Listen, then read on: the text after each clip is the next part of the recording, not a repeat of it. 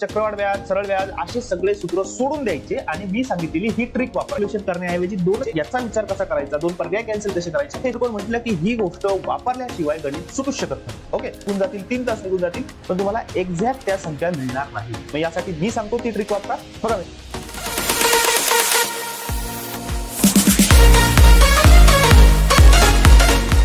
जय हिंद मित्रांनो, मुंबई लोहमार्ग पोलीस भरती 2023 या प्रश्नपत्रिकेत गणित विषयाचे विचारलेले सर्व प्रश्न आपण आजच्या व्हिडिओमध्ये बघूया. मित्रांनो, पहिला प्रश्न या प्रकारे आहे.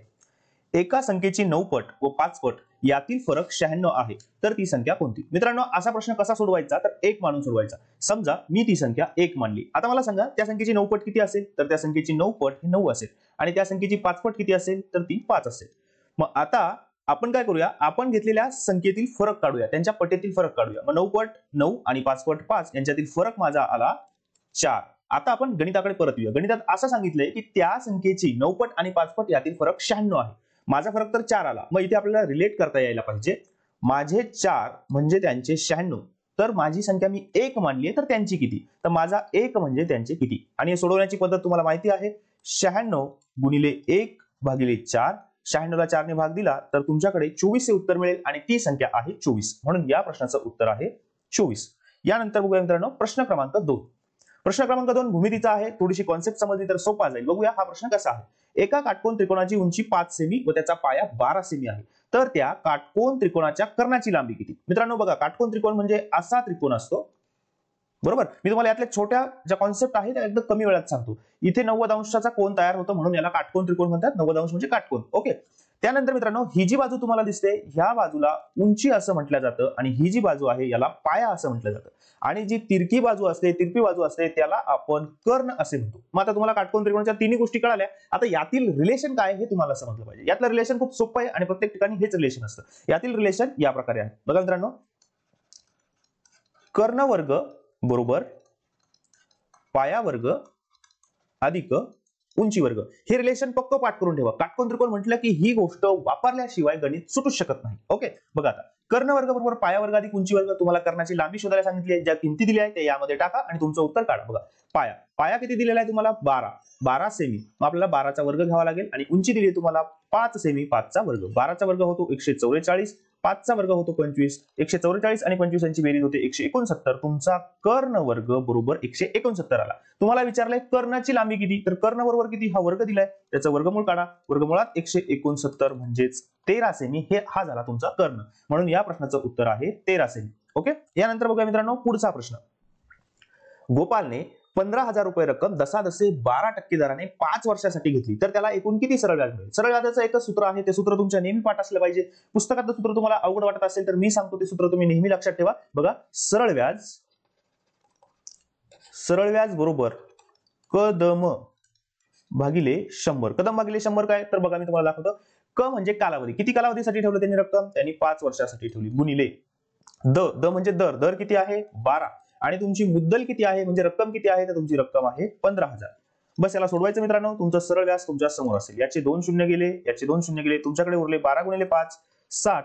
60 गुणिले 150. आता हा गुणाकार करा. 15 90 आणि त्यावरती हे 2 शून्य ठेवले तर 9,000 रुपये हे तुमचं सरळ व्याज असेल. तर बघा मित्रांनो या प्रश्नाचं उत्तर आहे 9,000.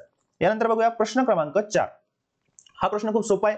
या प्रश्नाचं उत्तर तुम्ही मला कमेंट करायचंय. बघा, एक भोवरा एका सेकंदात एका होती 6 फेऱ्या मारतो तर 1 मिनिट 75 सेकंदात किती फेऱ्या मारेल? म्हणजे तुम्हाला काय करायचंय, एकाला 6 तर 1 मिनिट 75 सेकंद म्हणजे 1 मिनिट 15 सेकंद म्हणजे किती? तर 75 सेकंद. एकाला 6 तर 75 ला किती? मला या प्रश्नाचं उत्तर तुम्ही कमेंट करून सांगायचंय. कमेंट करताना क्वेश्चन नंबर 4 डॉट आणि त्याच्या समोर त्याचं उत्तर तुमचं 1 2 3 4 काय असेल ते मला कमेंट करून सांगा. यानंतर बघूया प्रश्न क्रमांक 5.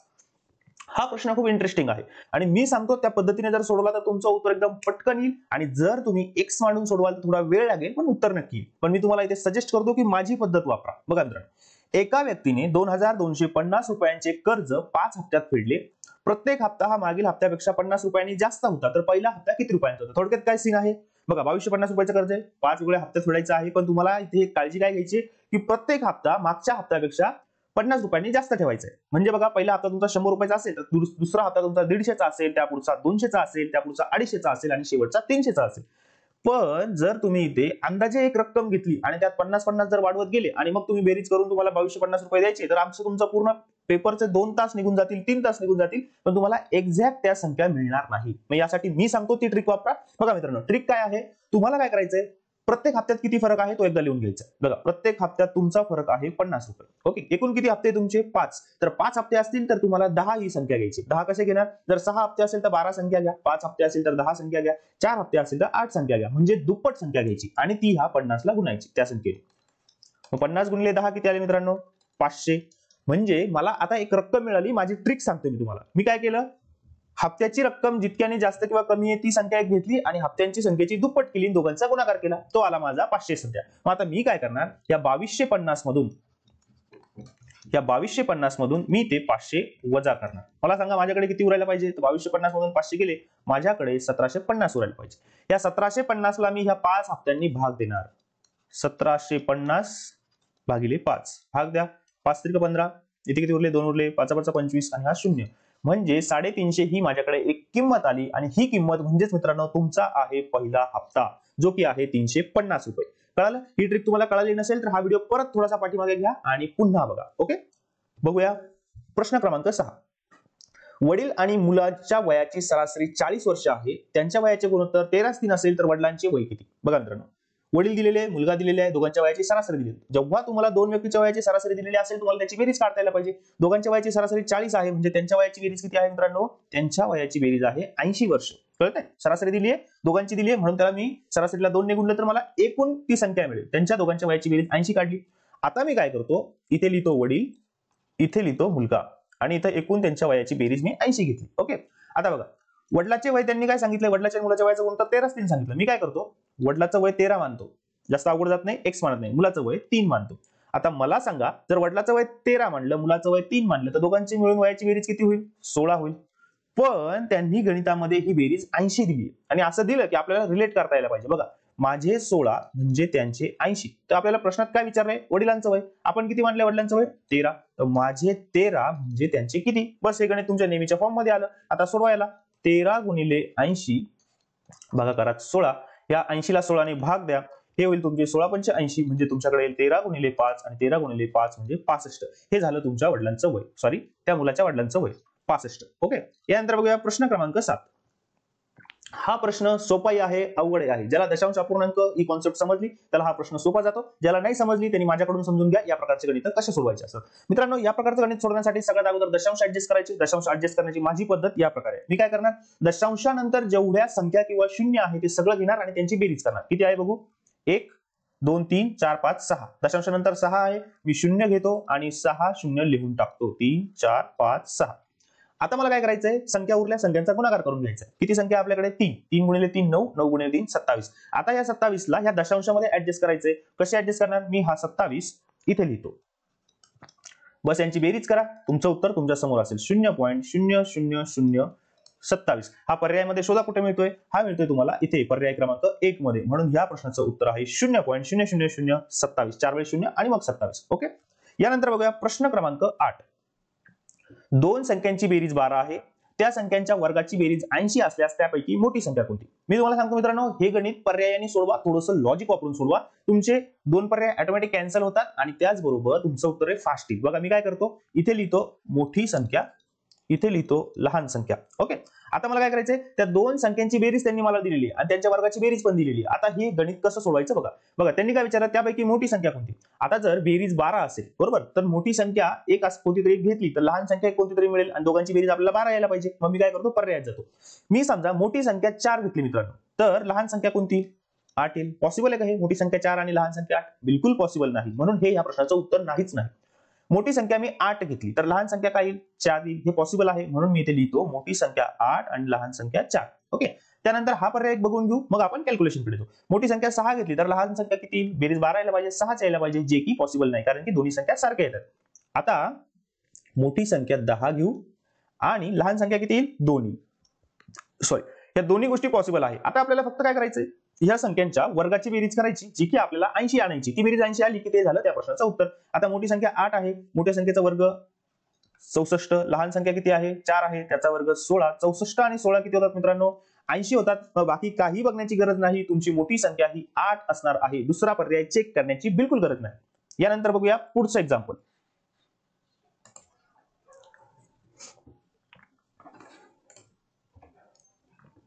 एक्झाम्पल क्रमांक 9 याप्रमाणे आहे. 1 2 3 4 5 6 7 9 गुणिले 72. तर यांनी याचं आपल्याला उत्तर विचारले. आता खूप मित्र गुणाकार करत या प्रश्नाचं उत्तर काढतील आणि उत्तर त्यांना मिळेल, पण त्यांचा वेळ गेलेला असेल. मी काय करतो, मी एक छोटीशी ट्रिक वापरतो. ट्रिक म्हणण्यापेक्षा एक माझी कॉन्सेप्ट वापरतो, जेणेकरून या प्रश्नाचं उत्तर तुम्हाला पटकन मिळेल. बघा कसं. मी काय करतोय, मी असा विचार करतो, इथे मला दिलेला जो गुणाकारातली संख्या आहे ती 72 आहे. ओके. मग जर एखाद्या संख्येला जर 72 ने गुणलं तर जे उत्तर आपल्याला मिळेल ना, ते उत्तर असं असेल की त्याला 9 ने भाग जाईल. का? कारण की 72 ला 9 ने भाग जातो, म्हणून जे कोणतं उत्तर मिळेल 72 ने गुणलेलं त्याला सुद्धा 9 ने भाग गेला पाहिजे. मग आता 9 ने भाग गेला पाहिजे हे काढण्यासाठी आपल्याला कसा विचार करावा लागेल? आपल्याला 9 ची कसोटी आठवली पाहिजे. आणि 9 ची कसोटी काय आहे? तर दिलेल्या सर्व अंकांची बेरीज जर अशी संख्या येत असेल ज्याला 9 ने भाग जातो, तर ती संख्येला 9 ने भाग जाईल. ओके, त्या पूर्ण संख्येला. मग आता मी काय करतो, पहिल्या पर्यायापासून चेक करतो. हे किती 8 आहे बघू. 1 2 3 4 5 6 7 8 9. म्हणजे हे किती झाले मित्रांनो? हे झाले तुमची सगळ्यांची बेरीज झाली ही 72. आणि या 72 ला 9 ने भाग जातो, म्हणून माझ्या प्रश्नाचं उत्तर डायरेक्टली हे आहे. मला बाकीचे पर्याय चेक करण्याची गरज नाही. पण तरीही तुम्ही चेक करू शकता. जसं की हे 8 वेळेस 8 आहे, याचं 64 येतात. 64 ला 9 ने भाग जात नाही, म्हणून हे उत्तर नसेल. याचं करू, हे 9 8 17, हे 17 34 68. बरोबर. हे असं करत जितका वेळेस तुम्ही पुढे पुढे जाल तर हे जे काही उत्तर येईल त्याला तुम्हाला 9 ने भाग जाणार नाही, म्हणून ही सुद्धा या प्रश्नाचं उत्तर नसेल. आणि हे सुद्धा त्याच प्रकारे आहे. हे 9 8 9 8 आहे, हे 8 9 8 9 आहे. याची सुद्धा तुम्ही बेरीज केली आणि याला 9 ने भाग दिला तर याला सुद्धा भाग जाणार नाही. याला फक्त हीच संख्या एकमेव अशी आहे पहिल्या क्रमांकाची ज्याला 9 ने या सर्व संख्येच्या बेरजेला जी की 72 येते आणि 72 ला 9 ने भाग जातो, म्हणून ह्या प्रश्नाचं उत्तर हे पर्याय क्रमांक 1 असेल. प्रश्न क्रमांक 10.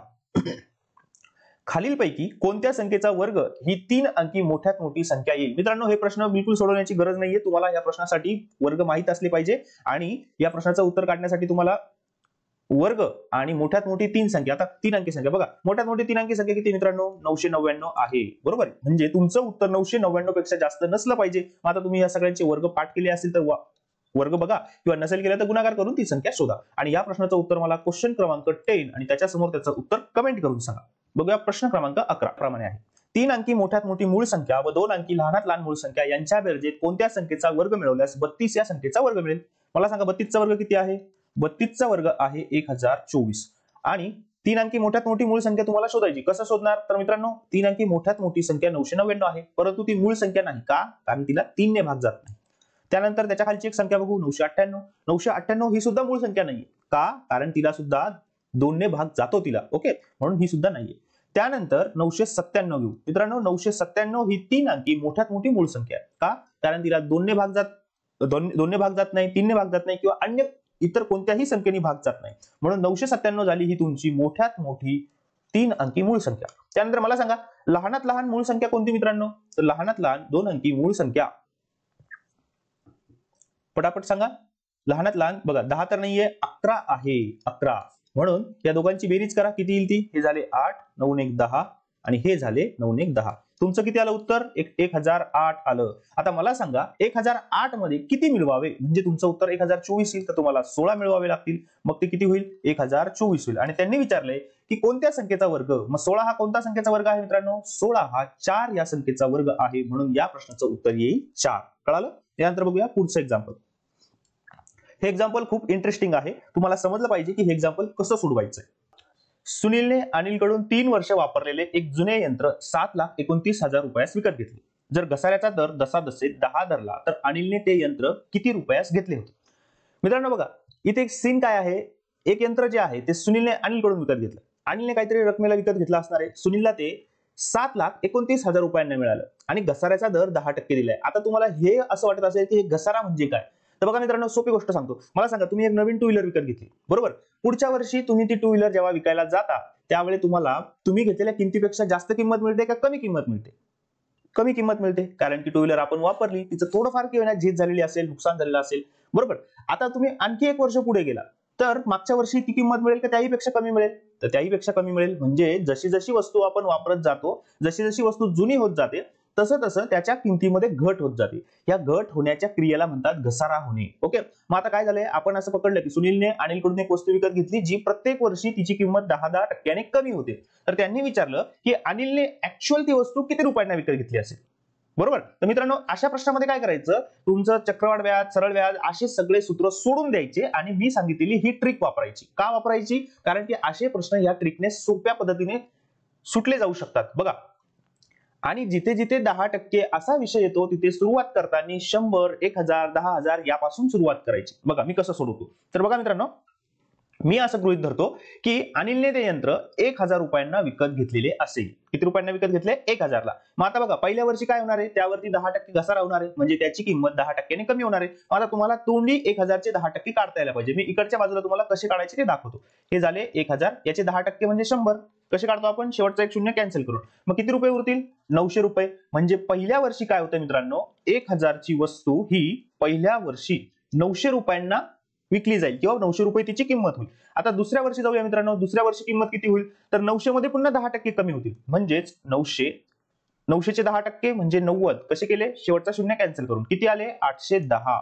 म्हणजे दुसऱ्या वर्षी 900 रुपयाची वस्तू 810 रुपयांना विकली जाईल. आता तिसरं वर्ष काढू. हे झालं तुमचं तिसरं वर्ष. तिसऱ्या वर्षी पुन्हा काय होईल? तुमची किंमत जी 810 आहे त्यातले 10% कॅन्सल होतील. म्हणजेच हे किती येतील? 810 मधून 81 गेले, हे येतील तुमचे 729. म्हणजे ही झाली तुमची तिसऱ्या वर्षी अंती होणारी किंमत. आता इथे तुम्हाला गणित रिलेट करता यायला पाहिजे. कसं? तर मी 1000 नी वस्तू घेतली होती, 3 वर्षानंतर तिची किंमत कमी होत होत होत 729 रुपये झाली. बरोबर. मग आता प्रत्यक्ष उदाहरणात दिलेल्या किमतीवरती येऊ. बघा, सुनीलने अनिलकडून 3 वर्ष जे वापरलेलं यंत्र होतं ते 7,29,000 रुपयांना विकत घेतलं होतं. या आपल्या गणितातील. आपल्या गणितामध्ये जर 1000 रुपयाचं यंत्र असतं तर 729 रुपयांना विकलं गेलं असतं, परंतु सुनीलने 7,29,000 ला विकत घेतलंय. म्हणजे इथे तुमच्या लक्षात येईल की याच्यावरती फक्त 3 शून्य ठेवले तर प्रत्यक्ष उदाहरणात दिलेली किंमत आपल्याला मिळते. मग याच्यावरती 3 शून्य ठेवले म्हटल्यावर इथे सुद्धा तुम्हाला 3 शून्य ठेवावे लागतील. बस तुमचं गणित सॉल्व्ह झालं. बघा, अनिलने ते यंत्र 10 लाख रुपयांना विकत घेतलं होतं आणि 3 वर्षानंतर त्याने सुनीलला 7,29,000 रुपयांना विकलं. मग इथे तुमच्या लक्षात काय येईल, तर अनिलने ते यंत्र किती रुपयांना विकत घेतलं होतं? तर ते घेतलं होतं 10 लाख रुपयांना. कळालं? इथे मी काय केलं, 1000 म्हणून गणित सोडलं, ना कुठला एक्स मांडला, ना चक्रवाढ वाढीचं सूत्र मांडलं, ना घसाऱ्याचं सूत्र मांडलं. ओके, यानंतर बघूया एक्झाम्पल क्रमांक 13. बघा, हेही गणित एक्स न मांडता सोडूया. आमिरने 2000 रुपयांच्या जितक्या नोटा बँकेत भरल्या तितक्याच नोटा 1000 आणि 200 रुपयांच्या भरल्या. जर त्याने एकूण रक्कम 16,000 रुपये बँकेत भरली असेल तर त्याने भरलेल्या नोटांची एकूण संख्या किती? मी काय करतो, इथे लिहितो 2000 रुपयांच्या नोटा, 1000 रुपयांच्या नोटा आणि 200 रुपयांच्या नोटा. आता मी इथे एक्स वगैरे मांडत नाही, मी असं म्हणतो की त्याने प्रत्येक नोट एक एक भरली. म्हणजे 2000 ची एक नोट भरली, 1000 ची एक भरली आणि 200 रुपयाची एक नोट भरली. आता मला सांगा त्याची एकूण रक्कम किती झाली? तर हे 2000 आणि हे 1000, 3000 आणि हे 200, त्याची रक्कम झाली 3200 रुपये आणि त्याच्या एकूण नोटा किती झाल्या? तीन नोटा. ओके, आता ते काय म्हणतात, आपण त्यांच्या उदाहरणावरती, ते म्हणतात त्यांनी बँकेत 16,000 रुपये भरले. आपल्या कॅल्क्युलेशन नुसार त्याने 3200 भरले. मग तुम्हाला रिलेट करता यायला पाहिजे. रिलेट कसं करणार? तर आपले 3200 म्हणजे त्यांचे 16,000.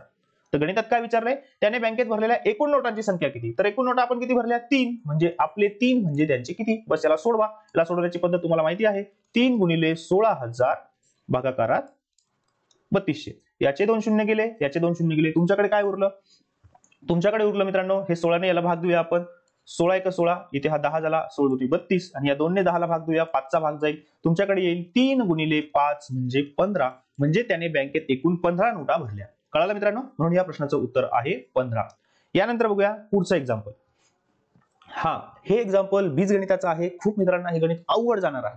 आणि मित्रांनो बघा, प्रत्येक गणित असं नसतं की तुम्हाला प्रत्येक गणित हे ट्रिकनी टिप्सने सोडवायचं असतं. त्यामध्ये थोडी अंडरस्टँडिंग पण असली पाहिजे. मग ही अंडरस्टँडिंग या गणितामध्ये असली पाहिजे. मी तुम्हाला फक्त ही हेल्प करू शकतो की ह्या गणितामध्ये 4 कॅल्क्युलेशन करण्याऐवजी 2च कॅल्क्युलेशन कसे करायचे, याचा विचार कसा करायचा, 2 पर्याय कॅन्सल कसे करायचे हे शिकवू शकतो. बघा, या राशीचे अवयव खालीलपैकी कोणते? अवयव म्हणजे काय, तर तुम्हाला काय करायचं, पहिला कंस आणि दुसरा कंस या दोघांचा गुणाकार करायचा आणि त्याचं उत्तर जर तुम्हाला ही राशी आली तर समजायचं हे झाले त्याचे अवयव. म्हणजेच काय, तर त्या 2 अवयवांचा गुणाकार म्हणजे ती राशी. आता बघा, गणितामध्ये ज्यावेळेस आपण बघितलं एक साइन प्लस आहे, एक साइन मायनस आहे, म्हणजे तुमचे अवयव असे असले पाहिजे मित्रांनो ज्यामध्ये एक प्लस असला पाहिजे, एक मायनस असला पाहिजे. मग ज्यामध्ये ही कंडिशन नाहीये ते अवयव आपण उडवून टाकूया. बघूया, एक प्लस पाहिजे, एक मायनस पाहिजे. इथे दोन्ही प्लस आहे, आपल्याला दोन्ही प्लस बिलकुल चालणार नाही, कारण की एक प्लस आणि एक मायनस आहे. इथे एक प्लस मायनस आहे, हे आपल्याला चालेल. इथे एक प्लस मायनस आहे, नाही. इथे दोन्ही मायनस आहे, हेही आपल्याला चालणार नाही. मग आपल्याकडे फक्त x वजा 8 आणि x अधिक 9 हे दोन अवयव उरले, किंवा x वजा 9 आणि x अधिक 8 हे दोन अवयव उरले. आता आपण काय करूया, प्रत्यक्ष यांचा गुणाकार करून बघूया. थोडंसं लेंदी वाटेल परंतु शिकायला भेटेल. बघा गुणाकार करतो मी. हा एक जशाच तसा ठेवतो, पुढचा सगळा कंस लिहितो. x अधिक 9 वजा 8 पुन्हा x अधिक 9. याला सोडवा. x गुणिले x हा झाला x चा वर्ग अधिक x गुणिले 9 हा झाला 9x, वजा चिन्ह जशाच तसा 8 गुणिले x हा झाला 8x आणि वजा 8 गुणिले 9 म्हणजे वजा 72. याला सोडवा मित्रांनो. x वर्ग 9x मधून 8x गेला, फक्त तुमच्याकडे x उरेल आणि हा 72 जशाच्या तसा. इथे जर तुम्ही बघाल तर तुमचा पहिला पर्याय हेच तुमचा आन्सर आहे, म्हणून या प्रश्नाचं उत्तर होतं हे पर्याय क्रमांक 1. x वजा 8 अधिक x वजा 8 दुसऱ्या कंसात x अधिक 9. आणि हे जर सोडवलं तर तुम्हाला हे मिळणार नाही, कारण की ह्या राशीचे अवयव हेच आहे. यानंतर बघूया मित्रांनो एक्झाम्पल क्रमांक 15. बघा जिथे जिथे तुम्हाला सरासरी दिली ना, पटकन ते तुम्हाला एकूण बेरीज काढता यायला पाहिजे. 3 व्यक्तींच्या वयांची सरासरी 24 वर्ष असून त्यांच्या वयाचे गुणोत्तर 2:3:7 आहे, तर त्यापैकी सर्वात लहान व्यक्तीचे वय किती? मी काय करतो, एकदा त्यांची बेरीज काढून देतो. 3 व्यक्तींच्या वयाची सरासरी 24 दिलेली आहे, म्हणजे त्यांच्या वयाची बेरीज ही 24 गुणिले 3 72 वर्ष असली पाहिजे, पहिली गोष्ट. आता त्यांच्या वयाचं गुणोत्तर 2:3:7 दिलेलं आहे. मी काय करतो, 2, 3, 7 हेच त्या व्यक्तींचं वय मानतो. पहिल्या व्यक्तीचं वय 2 वर्ष, दुसऱ्याचं 3 वर्ष, तिसऱ्याचं 7 वर्ष. आता त्यांच्या वयाची बेरीज आपल्याला माहिती किती, 72. आता आपण घेतलेल्या संख्येनुसार बेरीज काढू. 2 आणि 3 5, 5 आणि 7 12. म्हणजे मी ज्यावेळेस संख्या 2, 3, 7 घेतो त्यावेळेस माझी बेरीज 12 येते, परंतु त्यांची बेरीज ही 72 येते. रिलेट कसं करणार, माझे 12 म्हणजे त्यांचे 72, तर सर्वात लहान व्यक्ती म्हणजे हा 2 वाला आहे, तर माझे 2 म्हणजे त्यांचे किती? हे सोडवण्याची पद्धत आपली नेहमीचीच. 2 गुणिले 72 भागिले 12. या 12 ना 72 ला भाग द्या, हे होतील 2 गुणिले 6, 72 होतात. 2 गुणिले 6 म्हणजे 12, म्हणजे सर्वात लहान व्यक्तीचं वय हे 15 वर्ष इतकं असेल. Okay, next example. हे एक्झाम्पल आपण मागच्या वेळेसही घेतलं होतं. कसा विचार करायचा हे मी तुम्हाला सांगितलं होतं. आता पुन्हा एकदा सांगतो. फक्त 2 अंकी संख्येत 2 हा अंक किती वेळा येतो हे सोडवायचं या प्रकारे मित्रांनो. गडबड करायची नाही. इथं लिहायचं एकक स्थानी येणारे, इथं लिहायचं दशक स्थानी येणारे. आता एकक स्थानी जिथं जिथं 2 येतो ते सगळ्या संख्या लिहून काढा. कोणकोणत्या आहे, 12 आहे, 22 आहे, 32, 42, 52, 62, 72, 82, 92. 2 अंकीच सांगितले, याच्या पुढे जायचं नाही. आता दशक स्थानी येणारे काढू, म्हणजे 20, 21, 22, 23, 24, 25, 26, 27, 28, 29 इथपर्यंत. आता आपल्याला काय करायचंय, एकक स्थानी 2 जिथे जिथे आला ते मोजायचे, दशक स्थानी जिथे जिथे आला ते मोजायचे. मी आपण ते मोजूया. बघा 1, 2, 3, 4, 5, 6, 7, 8, 9. एकक स्थानी 9 वेळा आला. आता दशक स्थानी मोजू. 1, 2, 3, 4, 5, 6, 7, 8, 9, 10. इथे 10 आला. दोघांची बेरीज करा. 9 अधिक 10 म्हणजे हे झाले 19 वेळा. तर 2 अंकी संख्येत 2 हा अंक 19 वेळा येतो. आता खूप मित्र हा प्रश्न विचारतील, सर हा 2 का नाही घेतला? कारण की इथे आपण फक्त एकक स्थानचेच मोजले. आणखी मित्र त्याही पुढे जाऊन मला प्रश्न विचारतील, सर हा 2 का नाही घेतला? तर इथे लक्षात घ्यायचं, आपण दशक स्थानचेच घेतले, म्हणजे एक संख्या आपण एकदाच मोजतोय, दोनदा मोजत नाहीये. यानंतर बघूया पुढचं एक्झाम्पल. 44 सेमी परिमिती असलेल्या चौरसाचे क्षेत्रफळ हे 44 सेमी परिघ असणाऱ्या वर्तुळाच्या क्षेत्रफळापेक्षा कितीने कमी असेल? कसं सोडवणार मित्रांनो? तर बघा, यासाठी तुम्हाला एक कॉन्सेप्ट माहित असली पाहिजे, परिमिती म्हणजे काय. तर बघा, हे दिलेला आहे तुमचा चौरस. आता चौरसाची परिमिती दिली. परिमिती म्हणजे काय, तर चारही बाजूंची बेरीज. आणि आपल्याला माहिती आहे चौरसाच्या चारही बाजू सारख्या असतात. मग जर परिमिती 44 असेल तर एक बाजू किती असेल? बघा, ही बाजू 11ची असेल, ही 11ची असेल, ही पण 11 आणि ही पण 11. त्यावेळेस त्यांची सगळ्यांची बेरीज 44 होईल. आता चौरसाचं क्षेत्रफळाचं सूत्र तुम्हाला माहित असलं पाहिजे. काय चौरसाच्या क्षेत्रफळाचं सूत्र? तर सूत्र आहे बाजूचा वर्ग. मग आता तुम्हाला बाजू तुम्ही काढली, जी की किती आहे 11 सेमी. मग 11चा वर्ग किती येईल? 11चा वर्ग हा झाला 121 सेमी वर्ग. ओके, आता हे झालं तुमच्या चौरसाचं क्षेत्रफळ. आता गणितात दिलेली दुसरी बाजू घेऊया. दुसऱ्या बाजूमध्ये त्यांनी काय म्हटलंय की 44 सेमी परिघ असणाऱ्या वर्तुळाचं क्षेत्रफळ. मग वर्तुळाचा परिघ त्यांनी दिलाय 44 सेमी. वर्तुळाचं परिघ काढण्याचं सूत्र काय आहे? 2 पाय r बरोबर 44. हे आहे सूत्र. सूत्रामध्ये किमती टाकूया. 2 पायची किंमत 22/7 घेतो, r दशांश तसा ठेवला, हा 44. भाग देऊया. हे 2 आणि हे 22 हे होतात 44, म्हणजे 44/7 गुणिले r बरोबर 44. आता हे 44 गेले, हे 44 गेले आणि हा 7 तिकडे गेला. म्हणजे तुमची त्रिज्या किती मिळाली मित्रांनो? तुमची त्रिज्या मिळाली 7 सेमी. आता जर त्रिज्या माहित असेल तर तुम्हाला वर्तुळाचं क्षेत्रफळ काढता यायला पाहिजे. काय आहे वर्तुळाच्या क्षेत्रफळाचं सूत्र? तर वर्तुळाच्या क्षेत्रफळाचं सूत्र आहे पाय r वर्ग. पायची किंमत नेहमीप्रमाणे 22/7 आणि r म्हणजे 7चा वर्ग. मी याला 7 गुणिले 7 असं लिहितो. हा 7 कॅन्सल, हा 7 कॅन्सल, 22 गुणिले 7 हे झाले 154 सेमीचा वर्ग. आता त्यांनी विचारलंय, हे बघा, हे आपण वर्तुळाबद्दलचं कॅल्क्युलेशन केलं, इथे आपण चौरसाबद्दल कॅल्क्युलेशन केलं. त्यांनी विचारलं या दोघांमधला फरक किती आहे, तर फरक काढूया. हा फरक आपण इथे लिहूया 154 वजा 121, ही वजाबाकी करा, 3 2 0. तुमचा फरक आहे 23 सेमीचा वर्ग, म्हणजे 23 चौसेमी. म्हणून हे झालं या प्रश्नाचं उत्तर. ओके, यानंतर बघूया प्रश्न क्रमांक 18. हा प्रश्न बघा, तिकिटाची किंमत शेकडा 20% वाढवल्यामुळे खप 10% कमी झाला, तर उत्पन्नात शेकडा वाढ किंवा घट किती झाली असेल? मित्रांनो, इथे काय होतंय, असं समजा एक थिएटर आहे, तिथे त्यांनी काय केलंय, 100 रुपयाला ते एक तिकीट विकत होते. ओके, आणि दिवसभरात ते 100 तिकीट विकत होते. आता त्यांनी काय केलं, तिकिटाची किंमत 20% वाढवली, म्हणजे 100चं तिकीट त्यांनी 120 रुपयांना केलं. ओके, आणि यामुळे काय झालं, तिकीटचा दर वाढल्यामुळे 10 लोकांनी असं ठरवलं की पिक्चर बघायचाच नाही. म्हणजे 100 लोक जे रोज बघायला येत होते त्यापैकी फक्त 90च लोक बघायला यायला लागले. तर आपल्याला गणितात त्यांनी असं विचारलंय की ही किंमत वाढवली आणि प्रेक्षकांची संख्या कमी झाली, तर असं केल्यामुळे या व्यवहारात त्यांना तोटा झाला असेल की नफा झाला असेल. मग कसं काढणार, तर बघा, काढण्याची पद्धत अशी, इथे तुम्हाला असं लिहायचंय, ही झाली जुनी सिच्युएशन आणि ही झाली तुमची नवीन सिच्युएशन. आता जुन्या सिच्युएशन मध्ये काय होते, जुन्या सिच्युएशन मध्ये तुम्ही 100 रुपयाला तिकीट ठेवलं होतं आणि तुमचे 100 तिकीट विकल्या जायची. नवीन सिच्युएशन मध्ये काय झालं, तुम्ही तिकिटाचा दर 20% वाढवला, म्हणजे तुम्ही 120 रुपयाला तिकीट ठेवलं आणि आता तुमचे ग्राहक 10 कमी झाले, म्हणजे 90च ग्राहक तुमच्याकडे येतात, 90च प्रेक्षक येतात. मग आता इथे 100 तिकीट 100 रुपयांना विकल्यावरती त्यांना 10,000 रुपये मिळत होते. इथे किती मिळतात बघा मित्रांनो, 12 गुणिले 9 हे झाले 108 आणि त्यावरती 2 शून्य. म्हणजे पूर्वी त्यांना 10,000 रुपये मिळायचे मित्रांनो, आता त्यांना 10,800 रुपये मिळतात. मला सांगा, नफा झाला की तोटा झाला? नफा झाला, कारण की पूर्वी 10,000 मिळायचे, आता 800 रुपये जास्त मिळतात. मग इथे तुम्हाला काढायचं शेकडा नफा किंवा तोटा किती, तर 100 ला किती. मग मी काय करतो, जास्त कॅल्क्युलेशन नाही करत, मला 100 ची किंमत काढायची ना, मी याचे 2 शून्य कॅन्सल करतो, याचे 2 शून्य कॅन्सल करतो. म्हणजे इथे असं होईल, मला पूर्वी 100 रुपये मिळायचे, मला आता 108 रुपये मिळतात. मग मला सांगा, मला किती नफा झाला, तर मला 8 रुपये नफा झाला आणि 100 वरती 8 नफा झाला, म्हणजेच मला शेकडा 8% नफा झाला. म्हणून माझ्या उत्पन्नामध्ये शेकडा 8% इतकी वाढ झाली. ओके, यानंतर बघूया पुढचं एक्झाम्पल.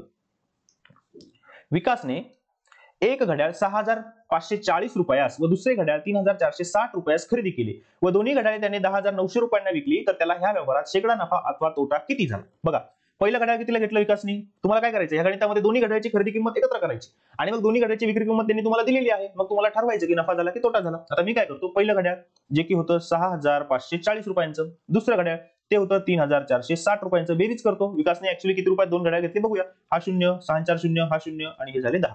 म्हणजे विकासने दोन घड्याळे 10,000 रुपयांना विकत घेतले होते आणि कितीला विकले मित्रांनो, त्याने ते विकले 10,900 रुपयांना. मग आता मला सांगा, 10,000 विकत घेतले, 10,900 रुपयाला विकले, त्याला नफा झाला की तोटा झाला? त्याला नफा झाला, 900 रुपये त्याला जास्त मिळाले. मग तुम्हाला शेकडा काढायचा आहे, मग शेकडा काढण्यासाठी मागच्या गणितात जी आपण ट्रिक वापरली तीच इथे वापरूया. मी काय करतो, याचे 2 शून्य कॅन्सल करतो, याचे 2 शून्य कॅन्सल करतो. म्हणजे मी 100 रुपयाला घड्याळ घेतला असं म्हणलं, तर मी ते 109 रुपयांना विकलं, मग मला किती रुपये जास्त मिळाले, 9 रुपये जास्त मिळाले, जे की माझ्या 100 वरती 9 रुपये जास्त मिळाले. म्हणजेच मला शेकडा 9 इतका नफा झालेला आहे. ओके, यानंतर बघूया नेक्स्ट एक्झाम्पल. एक्झाम्पल क्रमांक 20. बघा, हे एक्झाम्पल आपण या पाठीमागच्या व्हिडिओमध्ये सोडवलेलं आहे. आपण यामध्ये सेम एक्झाम्पल, बघा, पोलीस भरतीचं वैशिष्ट्यच हे आहे की सेम एक्झाम्पल विचारले जातात. त्यासाठी मी तुम्हाला सांगतो की तुम्ही ही जी व्हिडिओ सिरीज आहे हे एकदम प्रॉपरली बघा. यातले खूप गणित तुम्हाला येणाऱ्या भरतीमध्ये विचारले जाऊ शकतील. ओके, या एक्झाम्पलचं उत्तर त्या व्हिडिओमध्ये दिलेलं आहे. इथे मी हा प्रश्न एक्सप्लेन करण्यात वेळ वाया घालवत नाही, कारण की आपल्याला आणखी पुढे महत्त्वाचे प्रश्न बघायचे आहे. ज्यांनी तो व्हिडिओ बघितला नसेल त्यांनी बघून घ्या, ज्यांनी बघितला असेल त्यांनी मला या प्रश्नाचं उत्तर, क्वेश्चन क्रमांक 20, त्याचं उत्तर काय आहे हे कमेंट करून सांगा. प्रश्न क्रमांक 21 या प्रकारे आहे. रामरावांनी 13 क्विंटल गहू 3,200 रुपये प्रति क्विंटल दराने व 23 क्विंटल सोयाबीन 4,350 रुपये प्रति क्विंटल दराने एका अडत व्यापारास विकले. व्यापाराने त्यावर शेकडा 3% दराने अडत आकारली, तर रामरावांना किती रुपये मिळते? मित्रांनो, एकदा अडत म्हणजे काय हे कळायला पाहिजे. ज्यावेळेस तुम्ही मार्केटमध्ये गहू किंवा कुठल्याही गोष्ट विकायला जाता, त्यावेळेस तिथे जो दलाल असतो, ते जो एजंट असतो किंवा ज्याच्याकडून आपण हा खरेदी विक्रीचा व्यवहार करतो, त्याचं एक कमिशन ठरलेलं असतं. म्हणजे कसं, की समजा तुम्ही इतका माल विकला, तर तुम्हाला तुमचा ग्राहक त्या एजंटमुळे मिळतो, त्या दलालामुळे मिळतो, म्हणून तो दलाल तुमच्याकडनं काहीतरी रक्कम घेतो आणि ही रक्कम कशी असते, तर तुम्ही जितका व्यवहार केला त्याचे काहीतरी टक्के. उदाहरणार्थ, तुम्ही 100 रुपयाची जर वस्तू विकली तर तुम्हाला 3 रुपये त्या दलालाला द्यावे लागतात.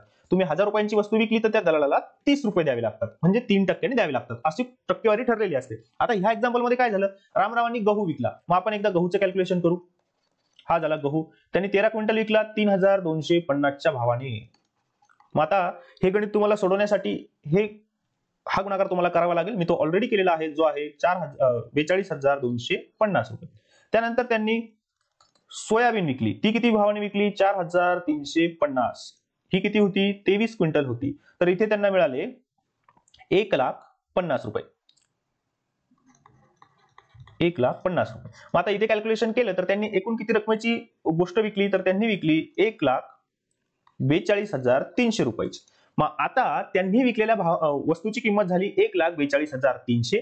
यावरती 3% काढून त्यांना तो दलालाला द्यायचा आहे. म्हणजे 3% काढूया. हे ते ह्या प्रकारे काढल्या जातील. 1,42,300 गुणिले 3 भागाकारात 100. हे 2 शून्य कॅन्सल, हे 2 शून्य कॅन्सल. आपल्याकडे उरतील 1423 गुणिले 3 आणि याला तुम्ही जर भाग दिला तर हे 14 त्रिक 42 आणि 23 त्रिक 69 म्हणजे 4,269 रुपये यापैकी रामरावांना हे त्या दलालाला द्यावे लागतील, जे की तुम्हाला यातून वजा करावे लागतील. आणि तुम्ही ही वजाबाकी केली की तुमच्याकडे जे उत्तर मिळेल ते असेल मित्रांनो 1,38,031 रुपये.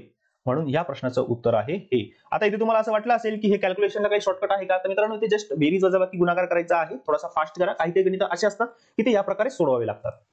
त्यानंतर बघूया प्रश्न क्रमांक 22. 1200चे 20% किती? काढण्याची सोपी पद्धत तुम्हाला ती 1200 गुणिले 20 भागिले 100 हे माहिती आहे. मी सोपी पद्धत सांगतो. काय करायचं? 1200 लिहून घ्यायचे.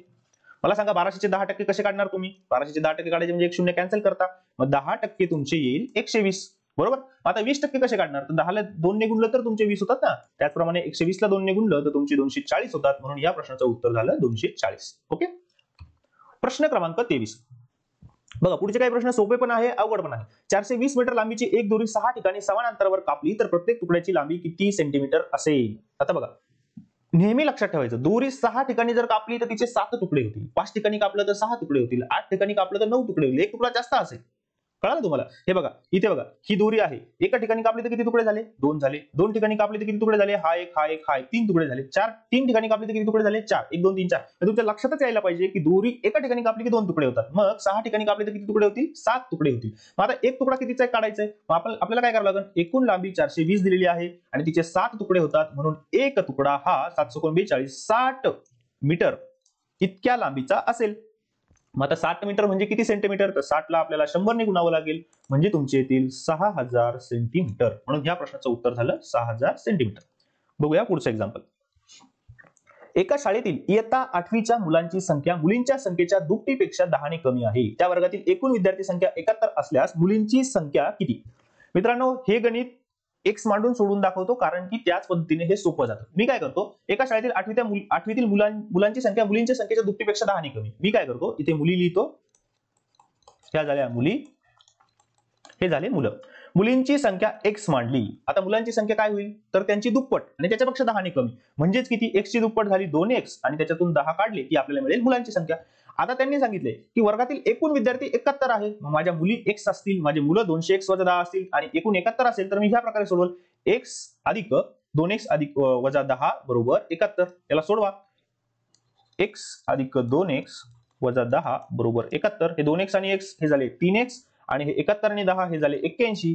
x बरोबर 81 भागिले 3 म्हणजेच x बरोबर 27. मग x काय मिळालं मला? 27. जे की काय आहे मित्रांनो माझं? जे आहे माझ्या मुलींची संख्या, जी की आहे 27. म्हणजे x ची किंमत 27 मिळाली. आता मला सांगा मुलं किती असतील?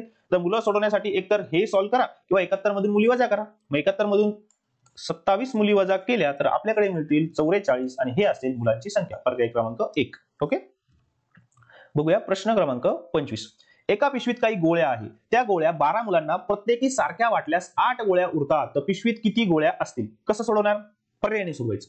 बघा प्रत्येक पर्याय लिहून काढायचा मित्रांनो आणि त्याला तुम्हाला काय करायचंय? त्याला तुम्हाला 8 ने पूर्ण भाग जातो का, 12 ने पूर्ण भाग जातो का ते बघायचं आणि 8 गोळ्या उरतात का ते बघायचं. मी प्रत्येक पर्याय घेतो. आता बघा जर पिशवीत 30 गोळ्या असल्या, 12 मुलांना सारख्या वाटल्या, तर 30 मधून 30 ला 12 ने भाग द्यायचा, बाकी तुमची 8 उरते का ते बघायचं. बघा 30 ला भाग देतो मी 12 ने, तर भाग कसा जाईल मित्रांनो? 12 1 12 12 2 24. म्हणजे प्रत्येक मुलाला 2-2 गोळ्या जातील आणि 6 गोळ्या शिल्लक उरतील. आपल्याला गोळ्या शिल्लक किती पाहिजे? आपल्याला 8 पाहिजे. म्हणून हे ह्या प्रश्नाचं उत्तर नाही.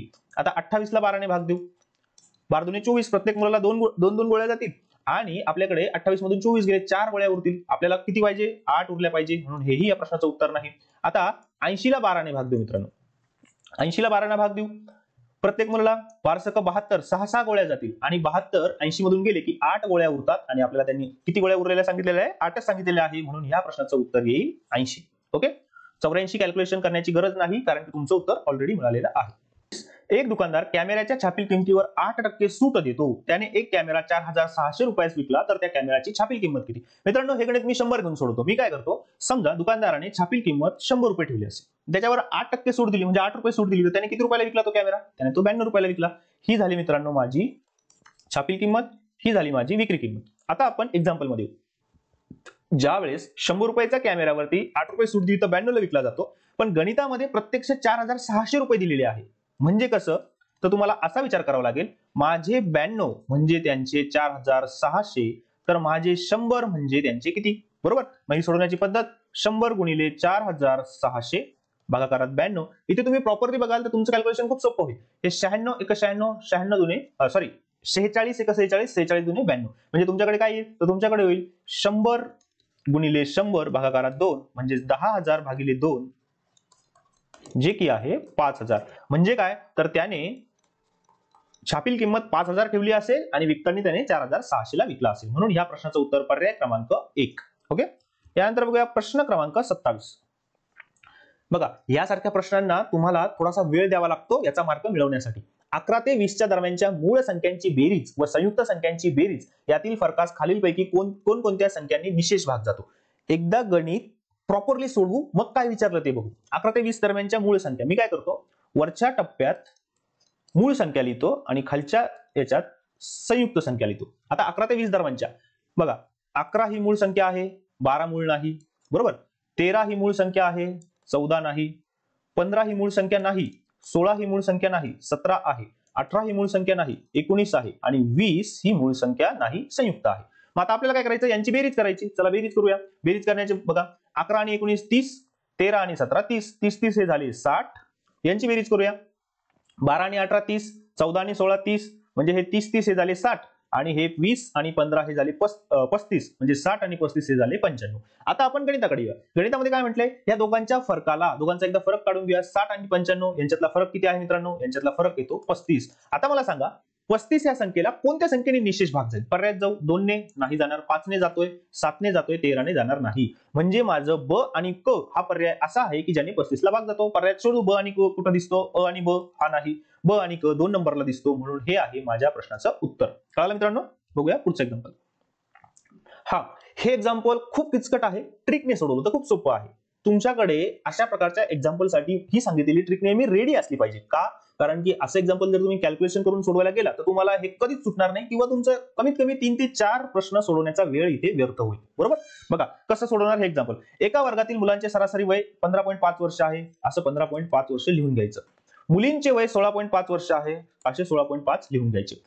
वर्गात 30 मुले असून सर्व विद्यार्थ्यांच्या वयाची सरासरी 16 आहे, इथे 16 लिहून घ्यायचं मित्रांनो. आणि काय करायचं, या 16.5तून 16 वजा करायचे, त्याची किंमत इथे लिहायची. बघा 16.5 मधून 16 गेले, तुमच्याकडे 0.5 उरेल.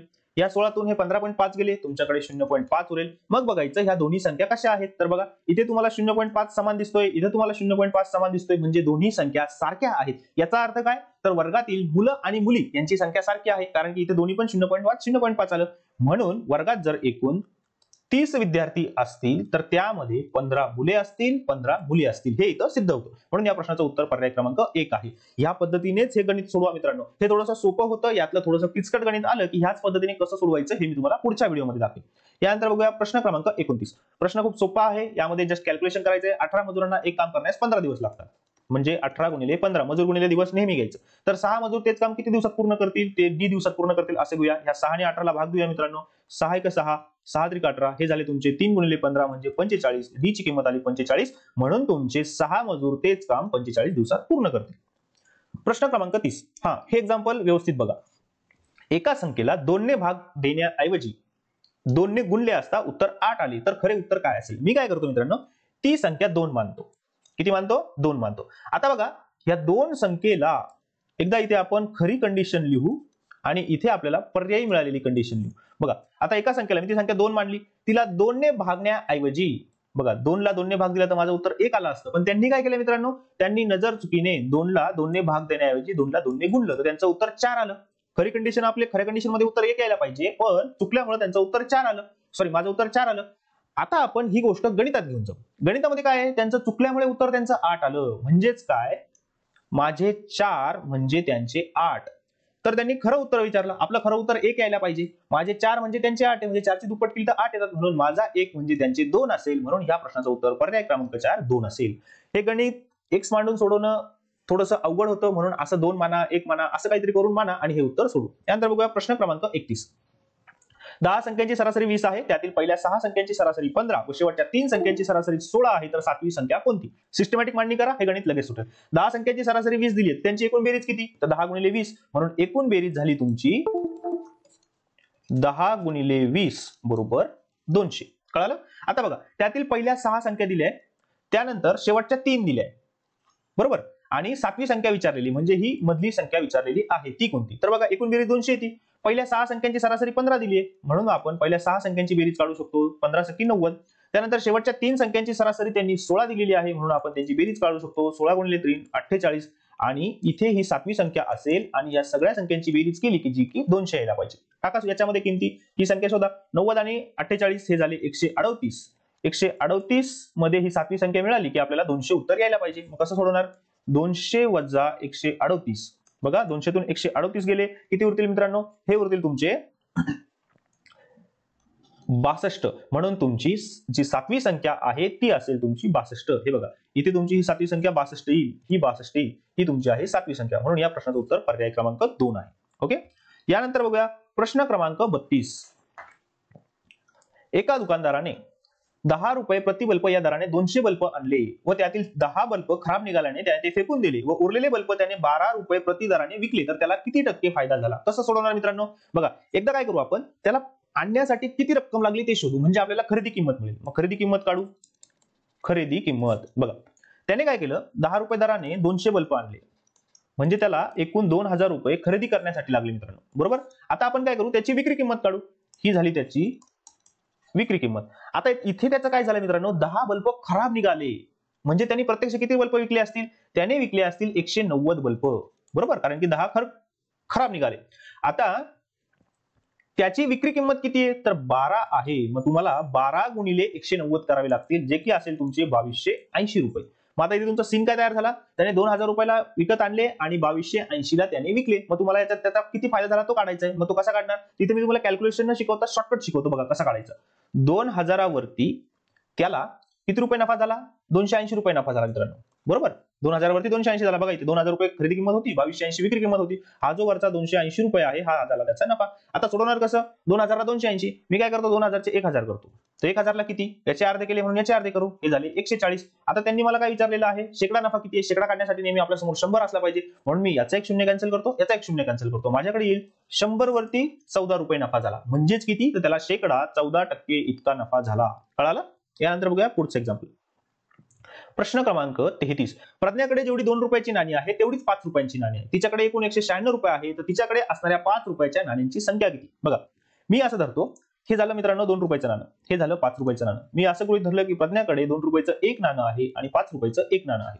आता तिच्याकडे एकूण रुपये माझ्या पद्धतीने जर केले तर तिच्याकडे एकूण 2 नाणे झाले आणि तिच्याकडे एकूण 7 रुपये झाले. मात्र गणितामध्ये त्यांनी काय दिले? तिच्याकडे एकूण 196 रुपये, म्हणजेच काय, माझे 7 म्हणजे प्रज्ञाचे 196. तर तिने 5 रुपयाची नाणी विचारले ना, तर माझा 1 म्हणजे प्रज्ञाचे किती? कसं सोडवणार? तर 1 गुणिले 196 भागाकारात येतात 7. हा भाग जर दिला तुम्ही तर 7 2 14 आणि इथे उरतील तुमचे 5 7 8 56, म्हणजे तिच्याकडे एकूण 5 रुपयांची 28 नाणे असतील. हे इथं आपल्याला समजतं. यानंतर बघूया पुढचं एक्झाम्पल. एक गाडी, सोपं एक्झाम्पल आहे. एक गाडी एका तासात 42 किमी अंतर जाते, तर त्याच वेगाने 20 मिनिटात किती अंतर जाईल? सोपं आहे एकदम. बघा, एका तासात 42 जातं ना, इथं मिनिटात दिलेलं आहे. मी 1 तास म्हणजे 60 मिनिटं लिहितो आणि मग मी असं म्हणतो की 60 मिनिटात ती 42 जाते, तर 20 मिनिटात किती जाईल? बघा, प्रत्येक गणित असं सुटतं मित्रांनो, प्रत्येक गणित ह्याच मेथडने सुटतं. तर 20 गुणिले 42 भागाकारात 60, 20 ने 60 ला भाग दिला तर 20 × 20, 20 × 60, तुमच्याकडे उरले 42 भागिले 3 म्हणजेच 14. ती 20 मिनिटात ती 14 किमी इतकं अंतर पार करेल ती गाडी. ओके. यानंतर आजचं शेवटचं एक्झाम्पल. एका चौरसाचे क्षेत्रफळ 4.41 चौस सेमी आहे, तर त्या चौरसाची परिमिती किती? क्षेत्रफळ काढण्याचं सूत्र तुम्हाला माहिती आहे मित्रांनो, काय सूत्र आहे? बाजूचा वर्ग बरोबर क्षेत्रफळ, जे की 4.41 दिलेलं आहे. म्हणून बाजू किती? तर बाजू येईल वर्गमुळात 4.41 म्हणजेच 2.1 हे तुम्हाला थोडं थोडं असं फास्ट कॅल्क्युलेशन करता यायला पाहिजे. मग आता बाजू त्याची 2.1 आली. आता चौरसाची परिमिती विचारलं. परिमिती म्हणजे काय? चारी बाजूंची बेरीज, आणि चौरस म्हणजे चारी बाजू समान असतात. मी हा चौरस असा काढला. याची प्रत्येक बाजू 2.1, 2.1, 2.1, 2.1 इतकी आहे. या सगळ्यांची बेरीज करा, किंवा 2.1 ला 4 ने गुणा, एकच आहे 2.1 गुणिले 4. हे ज्यावेळेस कराल त्यावेळेस तुमचं येईल 8.4 सेमी. म्हणून या चौरसाची परिमिती झालं 8.4 सेमी. मित्रांनो, हा होता आजचा शेवटचा प्रश्न. तुम्हाला हा व्हिडिओ आवडला असेल तर नक्की लाईक करा. तुम्हाला आणखी कुठल्या विषयावरती व्हिडिओ पाहिजे आहे, कुठल्या टॉपिकवरती व्हिडिओ पाहिजे आहे, हेही मला कमेंटमध्ये सांगा, आणि हा व्हिडिओ तुमच्या जास्तीत जास्त मित्रांना शेअर करा.